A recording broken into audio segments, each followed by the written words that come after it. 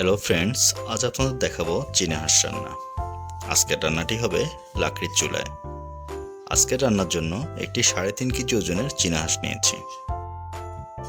এখানে আদা, পেঁয়াজ, রসুন বাটা, সয়া সস, হলুদ, মরিচ ও ধনিয়া গুঁড়ার মিশ্রণ একসাথে করে নিয়েছি। 1 কাপ পরিমাণ সয়াবিন তেল। গোটা মশলার মধ্যে রয়েছে এলাচ, দারচিনি, তেজপাতা ও কাঁচামরিচ। রান্নাকে আরও মজাদার করার জন্য নিয়েছি জিরা, বাদাম, পোস্ত এবং সরিষা বাটা। সাথে ছিল টক দই।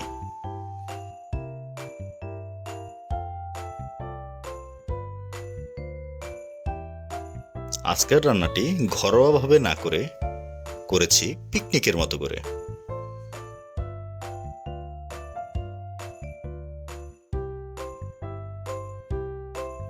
প্রথমেই কড়াইয়ে তেল দিয়ে দিলাম, তারপর গরম তেলে দিয়ে দিলাম সব গোটা মশলাগুলো।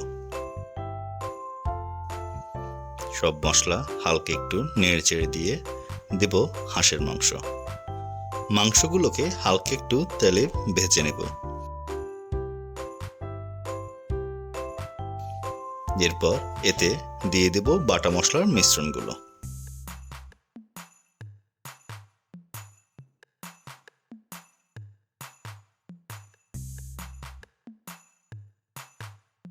তারপর দিয়ে দেব জিরা বাটা, বাদাম বাটা, পোস্ত বাটা ও সরিষা বাটা। সব শেষে দিয়ে দিচ্ছি টক দই।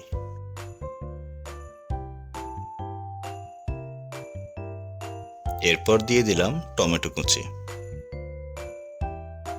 সব মশলা দেয়া হয়ে গেলে মাংসগুলো কষিয়ে নেব 25 থেকে 30 মিনিটের মতো। কষানো হয়ে গেলে দিয়ে দেব গরম পানি। এরপর মাংসগুলো সম্পূর্ণ সেদ্ধ হওয়া পর্যন্ত রান্না করব।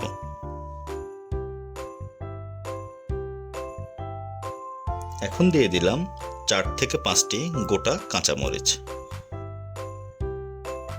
আমাদের মাংসগুলো সেদ্ধ হয়ে গেছে। নামানোর আগে দিয়ে দেব পেঁয়াজ বেরেস্তা দিয়ে হালকা নেড়ে চেড়ে দেব। এরপর আমরা আগুন নিভিয়ে কয়লার তাপে দমে দিয়ে রাখবো 5 থেকে 6 মিনিট। ব্যাস, আমাদের রান্না শেষ।